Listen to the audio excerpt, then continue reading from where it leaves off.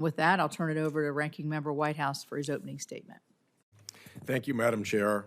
I appreciate your convening today's hearing, a bipartisan hearing on permitting reform.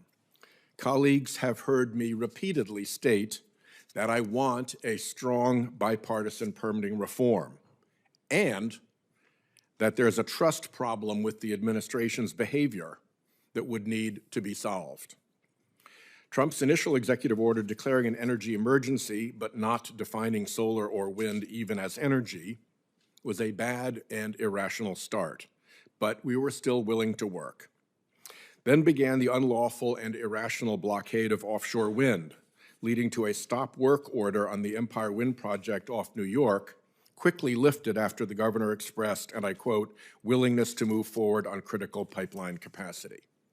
This all stank, but I remained willing to work on a permitting bill.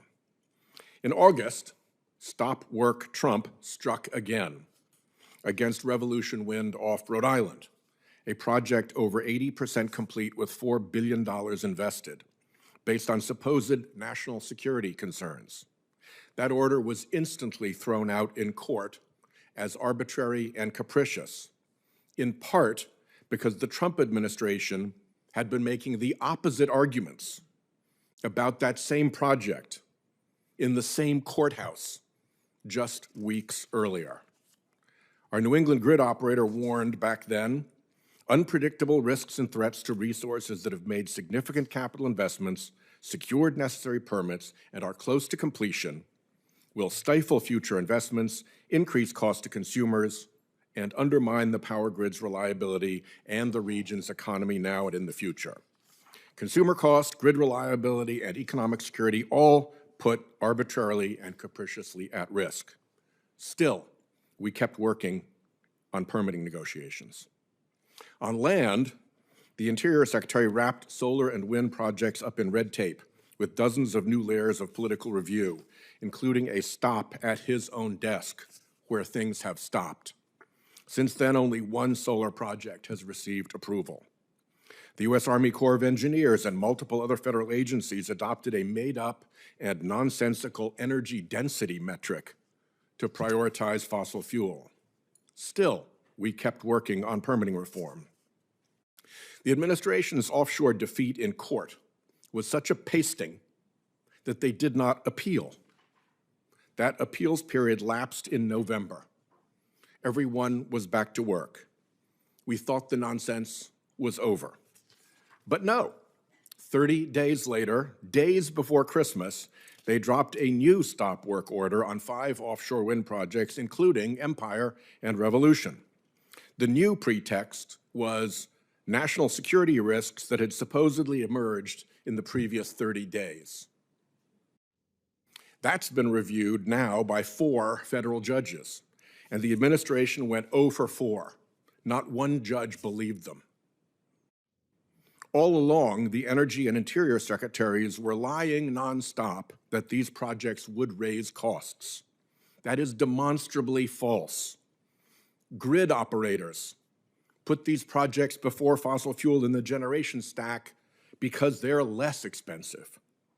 Revolution Wind, by contract, will put 9 cents per kilowatt hour energy into an 18 cent per kilowatt hour grid. Court filings and affidavits asserted hundreds of millions in consumer cost savings that the administration chose not to deny in court, but they kept lying in public. When federal judges don't believe executive branch pretexts about national security repeatedly, and cabinet secretaries demonstrably lie repeatedly, enough is enough. So Senator Heinrich and I have paused permitting reform negotiations. Let me be clear, we find no fault with Senate Republicans. Chair Capito has been an excellent partner, and I'm grateful both to her and to her team for the quality and tone of the work that has been accomplished. I'm grateful to Whip Barrasso and Leader Thune for how they've responded. This is not Democrat versus Republican. This is legislative versus executive, an age-old drama, in this case with an executive that won't honor its constitutional duty to faithfully execute the law, or, by the way, tell the truth. Make no mistake, the Trump administration's lawless, irrational, and unpredictable attacks loom over every industry. None of it is good for business. The nonsense must stop. I still want to pass bipartisan Senate permitting reform. I know we can expedite the permitting process with sound bipartisan ideas like front-loading stakeholder engagement and disciplining an executive interagency process run amok. We can add jobs and electrons and reduce emissions and waste, but it makes no sense to pass a bipartisan permitting reform that will be illegally butchered by a lawless executive branch, vindictively, irrationally, and dishonestly.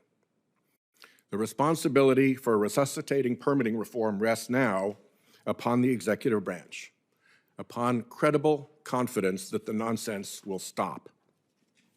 Plenty of powerful interests need electrons, lots of electrons, and want the low-cost electrons and the abundant electrons that clean energy provides. If that's you, you need to direct your efforts toward ending the lawless nonsense from the administration. If you're fossil fuel and you want this lawless nonsense stopped because you could be next, you'd better tell them so. Proceeding with this bipartisan hearing is our demonstration of hope that the nonsense can be stopped and of trust in our Republican colleagues to get to a good bill, a confidence that I hope is not unjustified. I'll close once again with my appreciation to the chair and to her staff for the helpful, responsible, and honorable way in which they have conducted themselves through all of this. Thank you.